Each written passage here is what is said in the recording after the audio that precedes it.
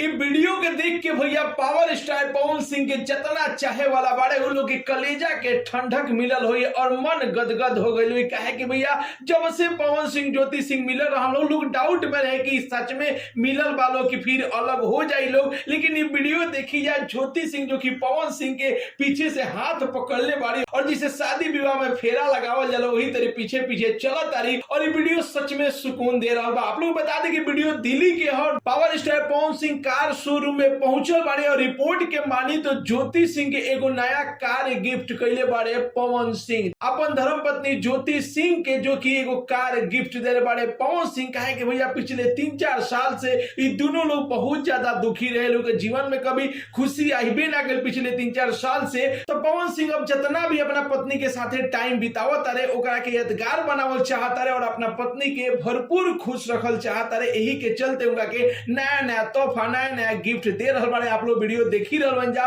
कि बहुत सुंदर जो कि कार पावर स्टार पवन सिंह जो कि अपन पत्नी ज्योति सिंह के देले बाड़े। तो आप लोग के वीडियो कैसन लागल और साथ ही साथ कमेंट बॉक्स में आप लोग ढेर सारी शुभकामनाएं बधाई आशीर्वाद दीजा कि दोनों जोड़ी सही सलामत रहे और बहुत जल्द आप लोग के बीच में छोटका पावर स्टार पवन सिंह के एंट्री हो गए। तो आप लोग ढेर सारी बधाई दीजा पवन सिंह के, ज्योति भाभी के और ढेर सारा आशीर्वाद भी कमेंट बॉक्स में दे सकता है। मिलता नहीं भैया अगला वीडियो में एक नया न्यूज के साथ है, तब तक के लिए बाय बाय, टेक केयर, जय भोजपुरी।